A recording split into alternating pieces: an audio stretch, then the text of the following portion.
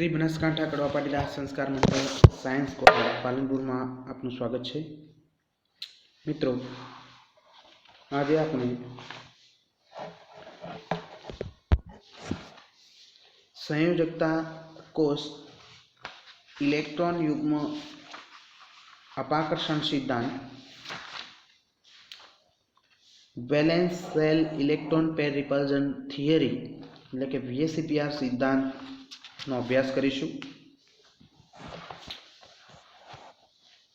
તો આ સિદ્ધાંત બહુપરમાણુય અણુઓ તથા આયનોની ભૂમિતિ નક્કી કરવામાં સહાયક નીવડે છે।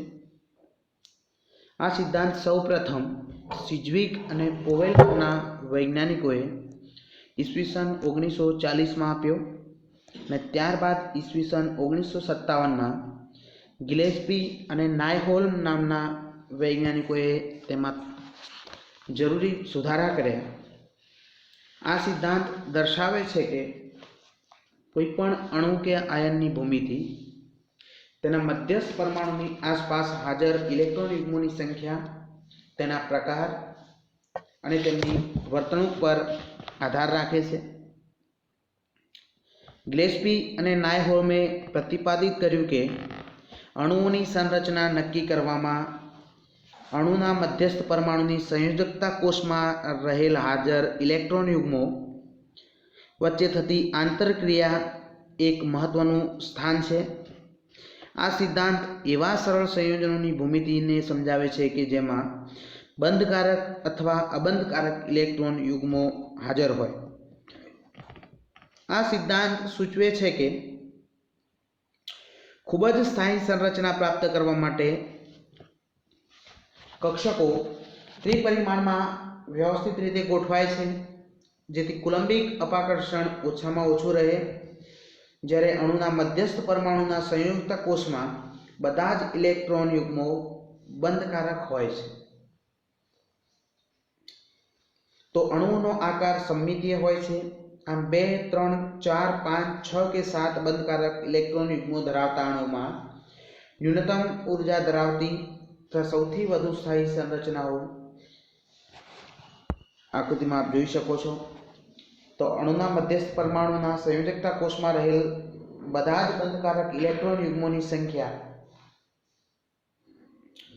जो बंधकारक इलेक्ट्रॉन युग्मों की संख्या 2 होय तो एमनो आकार रेखीय थशे। जो बंधकारक इलेक्ट्रॉन युग्मों की संख्या 3 होय तो तेवा अणुनो आकार समतलीय त्रिकोण थशे। बंधकारक इलेक्ट्रॉन युग्मों की संख्या 4 होय तो समचतुष्फलकीय, 5 होय तो त्रिकोणीय द्विपिरामिडल, 6 होय तो अष्टफलकीय અને 7 होय तो पंचकोणीय द्विपिरामिडल आकार जोवा मळशे। जो अणुना मध्यस्थ परमाणुना संयोजकता कोष में अबंधकारक इलेक्ट्रॉन युग्मों हाजर होय तो अणुनो आकार में विकृति जोवा मळे छे, एटले के अणुनो आकार असममितीय होय छे। प्रत्येक इलेक्ट्रॉन युग्म अन्य इलेक्ट्रॉन युग्मने प्रबलताथी अपाकर्षे छे। आम अपाकर्षणनो क्रम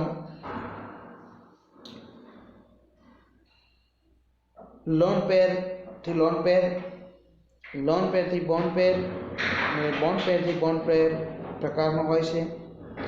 ज्यां लोन पेर एक आकी इलेक्ट्रॉन युग्मो छे અને बंधकारक बॉन्ड पेर ए बंधकारक इलेक्ट्रॉन युग्मो छे।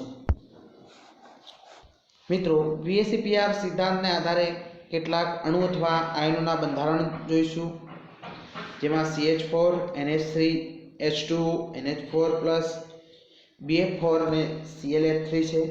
આ સિદ્ધાંતને આધારે અકાર્બનિક અણુ અથવા આયનોની ભૂમિતિ નક્કી કરવા માટે પ્રથમ સંયોજકતા બંધનવાદને આધારે પરમાણુના મધ્યસ્થ પરમાણુમાં કયા પ્રકારનું સંકરણ જોવા મળે છે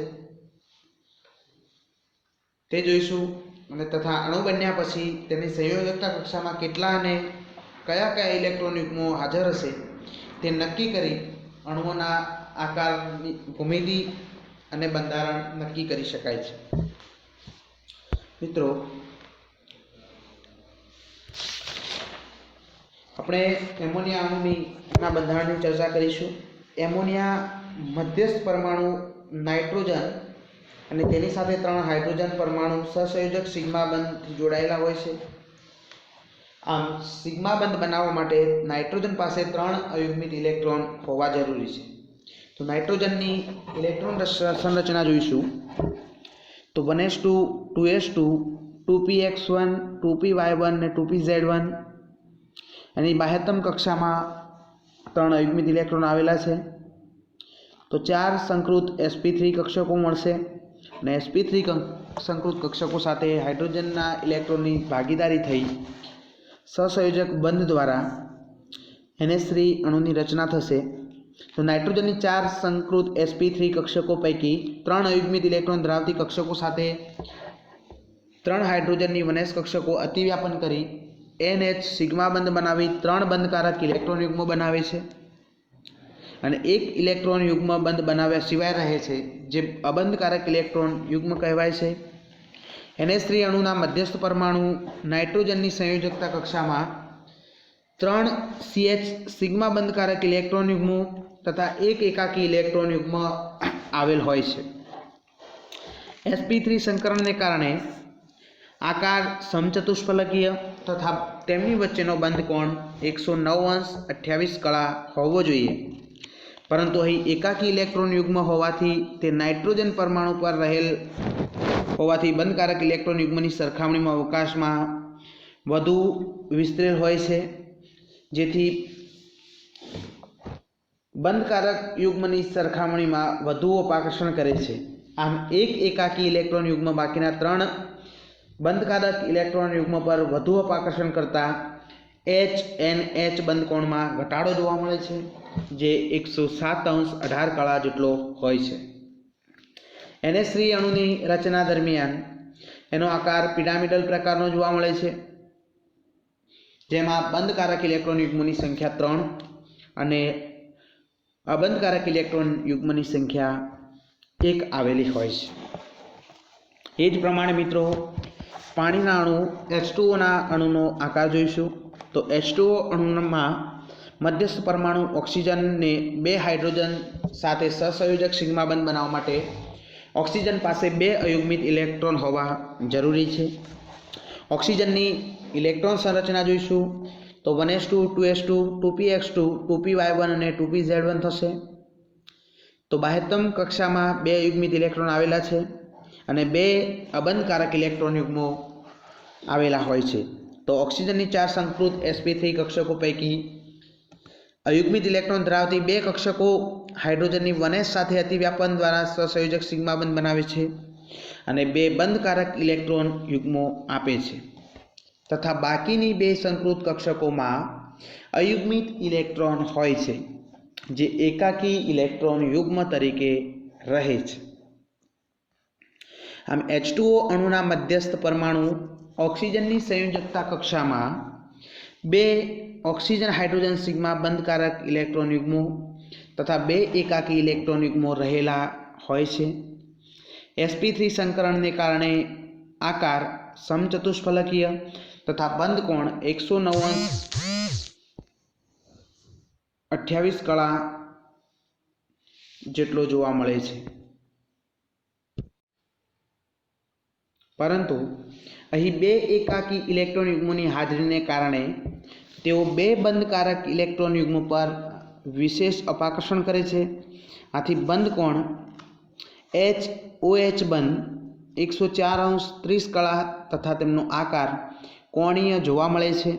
આકૃતિમાં એનો આકાર આપ જોઈ શકો છો, કોણીય જોવા મળે છે. એમની વચ્ચેનો બંધ કોણ 104°30 કળા જોવા મળે છે. બંધકારક ઇલેક્ટ્રોન યુગ્મોની સંખ્યા 2 અને અબંધકારક ઇલેક્ટ્રોન યુગ્મોની સંખ્યા 2 જેટલી જોવા મળે છે મિત્રો.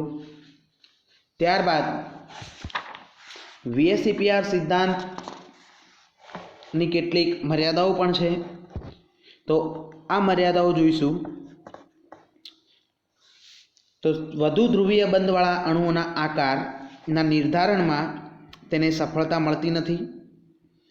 દાખલા તરીકે H2O તથા Li2Oની સમાન સંરચના હોવા છતાં H2Oનો આકાર કોણીય, જ્યારે Li2O સરળ રેખીય અણુ છે. સંક્રાંતિક તત્વોના સંકીર્ણોના આકારને આ સિદ્ધાંત સમજાવી શકતો નથી. D8 ઇલેક્ટ્રોન વિન્યાસવાળા તત્વોના સંકીર્ણ આયનોની સંરચના સમતલીય હોય છે, જ્યારે આ સિદ્ધાંત અનુસાર તેમને સમચતુષ્ફલકીય દર્શાવેલ છે. એવા અણુના આકાર કે સિદ્ધાંત સંરચનાનું નિર્ધારણ પણ સાચી રીતે કરી શકતો નથી જેમાં સક્રિય ઇલેક્ટ્રોન યુગ્મો આવેલા હોય. તો આ સિદ્ધાંત આવી પરિસ્થિતિમાં પણ બિનઉપયોગી જોવા મળે છે. થેન્ક યુ મિત્રો. ત્યારબાદ આપણે નેક્સ્ટ લેક્ચરમાં આણ્વીય કક્ષક સિદ્ધાંતની ચર્ચા કરીશું.